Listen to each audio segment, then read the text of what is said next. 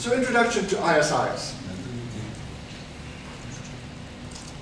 So let's look at the history first. It's a very interesting history, actually.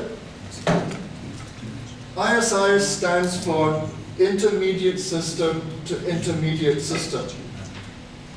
And I suppose the first question is, what on earth is an intermediate system? Well, and this goes back into history. So we look back in the late 80s,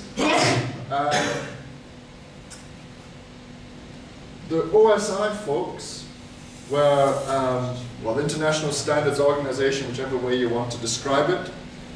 The International Standards Organization was looking at a next generation protocol for wide area networking, for connecting, I suppose, commercial or corporate, well, what was it? It was probably more government, but it was for connecting networks together. And so the intermediate system was the name that they gave to a router. So the ITF, which was doing all the internet protocol standards development. Because remember, internet protocol was only one of several protocols around. The ISO folks were working on their own protocols. But the Internet Engineering Task Force was working on IP protocols. And the ITF called their devices that connected networks together routers. Whereas ISO folks called their devices intermediate systems because they were devices that were sitting between systems, I suppose, coming out of the reason. So their routing protocol was intermediate system to intermediate system. So that's where the name comes from. ISO 10589 describes their routing protocol. And it was a routing protocol for CLMS traffic. And so CLMS was the, I suppose, the protocol. And ISIs was the routing protocol for them to work out best paths and so forth across their network. It's a link state protocol, two-level hierarchical architecture. It's the same as OSPF. OSPF is also a link state protocol. They use the same Dijkstra algorithm to work out best path across the network. So there's actually no difference between OSPF and ISIs, just the names, so it seems. You've got these type length value options, never mind those.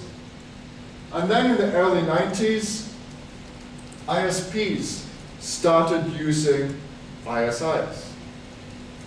Actually, this was probably all Cisco's fault, because the only interior routing protocol at the time was RIP, and Cisco had its own IGRP. IGRP, Interior Gateway Routing Protocol. So that was again late 80s. But Cisco, of course, was implementing routing protocols for other networks. It wasn't just IP protocols. They also implemented CLNS. And so they had ISIs running. But their ISIs only worked for CLNS. So rather than you're going onto your Cisco router, rather than doing IP routing, you had a command CLNS routing. And it's still there on the routers today. You can still do CLNS routing. So ISIs was there. People didn't want to use Cisco IGRP, so RFC 1195, the ITF, came along and added support for IP into ISIs. The nice thing with ISIs is that it's multi-protocol. Not only did it support CLNS, it had these TLVs in it. So you could define the type. So type, I don't remember even the type numbers. I think type 1 is the OSI protocols. You could define different types for different things. So you could define IP support by just changing the TLVs. So it made it very, very extendable protocol. So RFC 1195 added IP support and was called Integrated ISIs. and it runs on top of the data link layer. You don't need IP to run ISIS. Right, it runs on the actual link layer. Then we had RFC 5308, which adds IPv6 support, address family support to ISIS. We'll see more about this tomorrow. And RFC 5120 defines multi-topology for ISIs. So you can have one routing protocol handling different topologies, which means it lets us deploy v6 quite easily across an existing network. Okay, so that's the ISIS standard system. We'll talk more about v6 tomorrow. It's got two-layer hierarchy, a bit like OSPF. So OSPF has a backbone area 0, and then it has sub-areas. ISIS has got two levels. It's got level 2, which is the backbone, and then it's got level 1, which is used on the edge of the network. So you've got level 2 as the backbone, and then level 1 around the edge. And ISIS has got areas as well. Generally, the areas are all level 1. So a router in ISIS can be level 1 router or a level 2 router, or they can be both. It's a bit like an area border router in OSPF. Okay. So level 1 router's got neighbors only in the same area. It's got the level 1 link state database. Level 2 can have neighbors in the same or other areas. Can have a level 2 link state database. So level 2 is the backbone. Level 1, level 2 router straddles both level 1 and level 2. So it connects to neighbors which may only be level 2, so backbone routers, and neighbors which are only level 1. So it's a bit like your OSPF area border router. And it works the same way. Now, OSPF does not have, ISIS does not have a backbone area like OSPF. All it has is a string of level 2 routers. They have to be contiguous, you can't have gaps. A bit like OSPF, backbone area 0 must be contiguous, you can't have gaps. ISIS area borders are on the links themselves, not on the routers, so it's slightly different. Each router is identified with a unique network entity title. It's called AnyT, or NET. It's a bit like OSPF. Remember, OSPF has a router ID. Were you aware of that? The IP address is the router ID. Well, ISIS, again, has to be uniquely identified for each router, or you need a unique identification for each router. And we have an NET to do that, the network entity title. And I'll show you how that's made up. But the NET must be unique, very important. Just a picture how all this fits together. So you can see here we've got L1 only, we've got L1, L2, L1, L2, L1. See, you see the L2 backbone? There's the L2 backbone for ISIS running through the network. So you can get an idea that ISIS suits stringy ISPs. This is why you find a lot of the global and regional ISPs use ISIS. Because their networks are not standard design of area 0 core and then pops around the edge. You know, ISIS has this very pretty, OSPF has this very pretty, this is a permanent? No. No, it's not. You've got the core here, and then you've got pop 1, pop 2, pop 3, pop 4. Right, so OSPF likes that network design. But an ISP with a regional or global network, it doesn't look like this. It tends to look more like this. It tends to look long, stringy, going through different countries and so on and so forth. So this design suits OSPF, whereas this type of design suits ISIS, which is why you find a lot of the bigger providers are using it, because it just works better for them. Now, the addressing. So this is this NET. So this here indicates the NET, the network what was it? Network, forgotten. Network entity title. Yes, network entity title. So this is this network entity title. This can vary from 8 to 20 bytes long. So the shortest AnyT is 8 bytes. And the way it's made up, you've got this area address here, variable length area address. You've got this system identifier, and then you've got this network selector thing. So this all looks very complicated and so forth, but actually, you don't need to worry about it. We're not running CLS networks, we're running IP networks. So this is all nice. What ISPs do is this. The first 8 bits, they pick a number. So this is the AFI. We use 49. 49 is the private NSAP address. Like we have private IP address. 49 is private. We're not using ISIS to connect to other ISPs. So we don't need to worry about if the address, what number we use for the first 8 bits. Next 16 bits is area. We just make it 1. We run an ISIS backbone in one area. The next 48 bits, we take the router loopback address. So we take the IP address of the loopback interface on the router and code it in there. And the final 8 bits are 0. So if the router is 192.168.1.1, we give it an NSAP address like this. There's the 49. Here's the area 1. And here's 192.168.1.1. And the final 8 bytes are 0. So that's how the NSAP addressing is done in real life. That's one example of how it's done. And that's what we'll do when we do the lab. We'll take the loopback address of the router and put 49.0001 in front of it. And we put .00 at the back of it, and we're done. So it actually is very simple. But this is nice because this is an addressing to uniquely identify the router that isn't dependent on IP. It's not dependent on IP at all. This address can stay whether you're using IPv4, IPv6, CLNS, something else. This will always be unique to the router.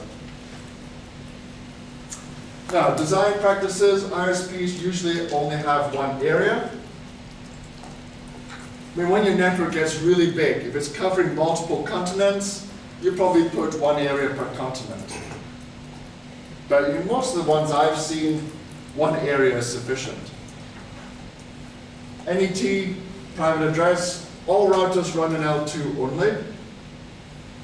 Notice that the Cisco iOS default is L1, L2. So when we do the lab, we're going to have to switch off this default. You don't want the routers to sit L1, L2 all the time. It just ends up taking more overhead.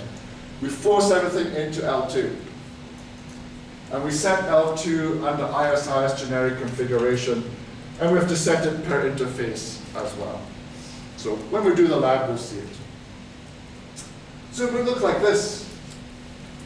So I've taken the previous diagram, could be different POPs.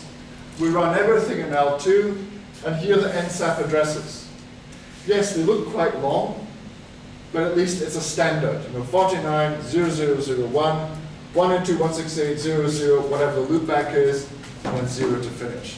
These addresses are hexadecimal, by the way. But again, you don't really bother with it. They are hexadecimal addresses. I find some ISPs, rather than coding the loopback in like this, they can convert it to hexadecimal. So this would become, what is it, C0, what's 168, A8, yeah, C0A8, 0103. It makes the address slightly shorter, but why would you want to do that? So that's a typical design. Everything runs L2 using 49 as the private address. Now, just talking through the terminology, if you've done OSPF before, you'll recognize this. If you haven't done it before, slightly clumsy wording, but you get two routers connected together. they establish an adjacency using something called IIH. Well, that's hello. It's just a hello protocol running between the two routers. Right? And they don't have packets. The ISO folks have PDUs, protocol data units. So it's not routing protocol packets, it's protocol data units, PDUs. I mean, I find that most ISIS people just use the OSPF terminology anyway. So, intermediate system to intermediate system, hello PDUs. Router to router hellos, same thing. We've got the link state PDU called LSP. Well, for IP we call this link state packet. Each router creates a link state packet, floods it to the neighbors. Same as OSPF. Link state packet basically contains what we see of our topology. We tell the neighbors, hey, this is what we see. ISIS does the same thing. And this is what they contain, doesn't really matter. Checksum, sequence numbers, what type it is, things like area addresses, the neighbors they know, any authentication, and so forth. Routers maintain separate databases for level 1, level 2. We're only going to run level 2, so we don't need it. Nothing else we really need to worry about. Flooding, as in OSPF, if there's a change in the network, the link state packets are flooded to all the adjacent routers, so it floods through the whole network. Flooding on a point-to-point link, well, that's handled in a particular way. We don't care about the detail. Flooding on a LAN is slightly different. Like OSPF, there's a designated router. Only in ISIS, it's called designated information system, because a router in ISIS is information system. And there's only one. OSPF, remember, has designated router, backup designated router. ISIS, you only need one. The designated router disappears, the others on the LAN elect a new one. So OSPF having two is actually overkill, it's not needed. And the designated router does the flooding on the LAN, because the topology on the LAN looks exactly the same. So you may as well just have one router passing on all the information. Selecting the designated router, you go by priority, same as OSPF. Remember, you've got the IP OSPF priority command that sets the priority of the designated router. ISIS, you've also got a priority command. If the priorities are the same in OSPF, we go by the highest IP address. In ISIS, we pick the highest MAC address. So again, there's no IP dependency. We take the MAC address of the router. And it's the one with the highest MAC address that becomes the designated router. So the designated router does all the flooding, blah, blah, blah. Never mind that. Never mind this. This is another complete sequence number PDU I've mentioned before. Just how to send well, the routing information to other routers. There's a partial sequence number. Again, we'll just jump over this. It's more detail than you'll probably need. For the network design, the key is in the addressing. We can run a large number of routers in each area for ISIS. For any of you here, I mean the networks that I know here, you only ever need one area. You will never need multiple areas. You just run everything in L2, one area. Easy.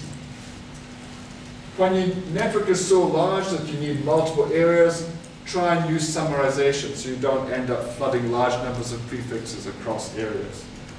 400 or more routers in the backbone, very, very simple to do. These days, I've seen 1,000 routers or more. Network design issues, other differences. The link cost in ISIS is 10 by default. Remember OSPF on Cisco routers set the link cost according to the bandwidth. ISIS, it's 10. So when we build a LAN, we'll have to set the cost of every single link. Right? So we have to do a bit more work than we had to do with OSPF, which did it automatically. But then again, a lot of ISPs will have a link cost strategy. They won't just accept defaults. I mean, OSPF defaults are useless now anyway. The link cost for 100 megabits is 1. In fact, the link cost for any bandwidth more than 100 megabits is 1. So most ISPs are setting their own link cost in OSPF anyway. So doing it for ISIS makes perfect sense as well. And what else? Backbone has to be contiguous, mentioned that. Don't partition the backbone. Right, you want a continuous link of L2s.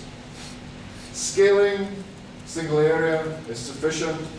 Start with L2 only. If you want to add on L1 later on, you can do. I can't imagine any of you here ever needing to do that. So that's introduction to ISIS. So the next, sort of background really. So the next one is really ISIS for ISPs. This is really showing you how to configure it. So how to configure it in iOS. So starting it up in iOS, we do router, ISIS, and an optional name. You can miss out a name if you want. Some people don't bother with the name. Other people put a name in, so they avoid misconfigurations later on. The name is just used on the router. It's not passed to other routers at all. So for example, I see some people do router ISIS, to put the AS number in as the name. We're going to call our ISIS name workshop. So we do router ISIS workshop. So that's the first thing. So other things that we need to configure include log adjacency changes, so we can find out any adjacency changes in our system logs. I think this is on by default now. Depends which iOS you use. We're going to use wide metrics. Cisco by default does not have wide metrics. Every other vendor who uses ISIS has wide metrics. So we just do this, metric style wide. Narrow metrics are useless anyway. They're only 5 bits, can't do very much with that. We set IS type to level 2 only. IS type level 2 only. So this says that this router is only level 2, nothing else. And then we set the AnyT address, the NSAP address, 49.0001 loopback.00. To activate an interface, we go to the interface, for example, HISI40, IP router, ISIS, ISP backbone. We put this command on the interface, which tells ISIS we're going to find adjacencies on that interface. And it also automatically puts the interface address into ISIS. So it's kind of different from OSPF. To disable ISIS interface, we do passive interface like that under the ISIS process. We'll see this in the labs. If there's no ISIS configuration for an interface, nothing happens, which is what you'd expect. I'll skip over this, well, maybe I won't. The passive interface is slightly different. A passive interface in ISIS means we don't run ISIS on any interface, but we put all the IP addresses of all connected interfaces in there. This is not the same way that OSPF behaves. So just look at some type of configuration.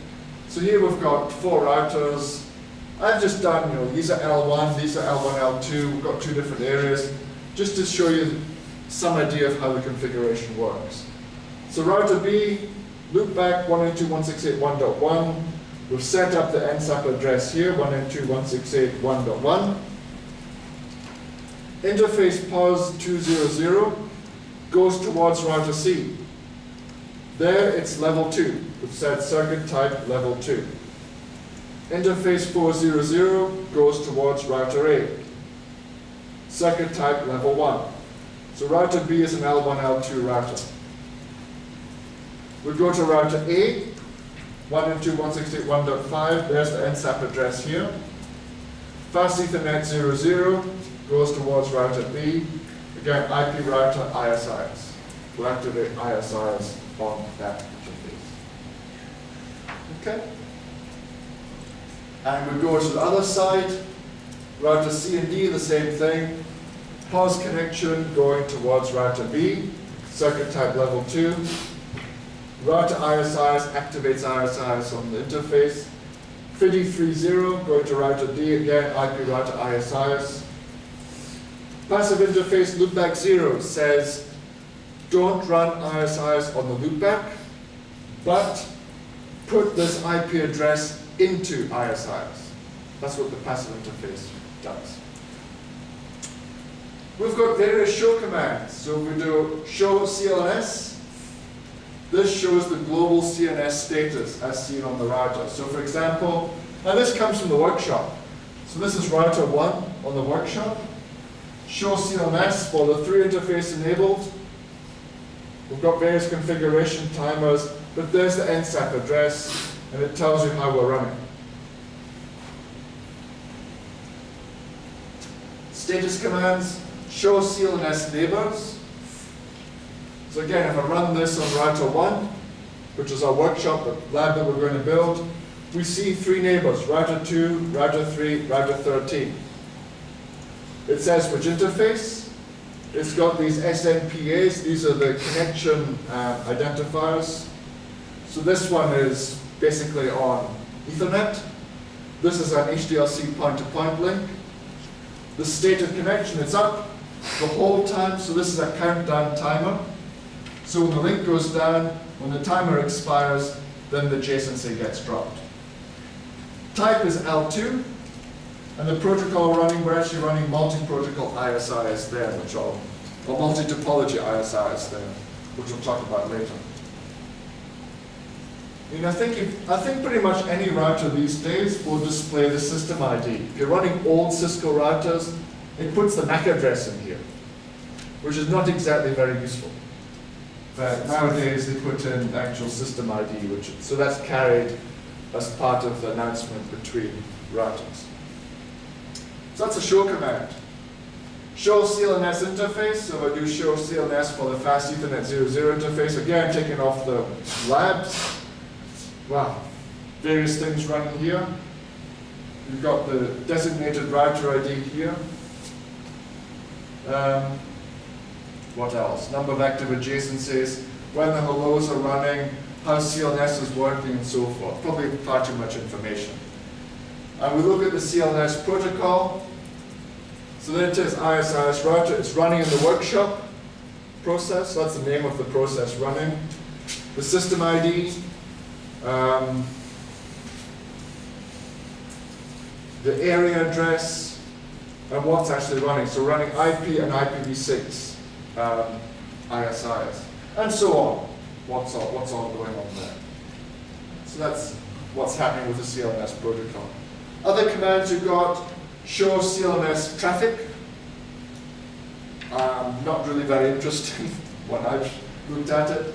Show ISIS database, shows the link state database, so we see all the adjacencies and the routers. Show ISIS RIB shows the actual routing table itself. So what's in the ISIS routing table? So we'll make use of show ISIS RIB. As for network design issues, the key is the addressing layout, as I've talked about before. Link cost I've talked about already. We manually set it. Backbone contiguous. Scaling issues I've talked about already. Narrow to wide metrics. I don't think any of you are using ISIS at the moment, and even if you were, it's doubtful you'll be using narrow metrics. This shows you how to transition. If you are using narrow metrics, then you can actually transition like that. So the best practices for ISPs these days. AnyT address construction, area, and loopback.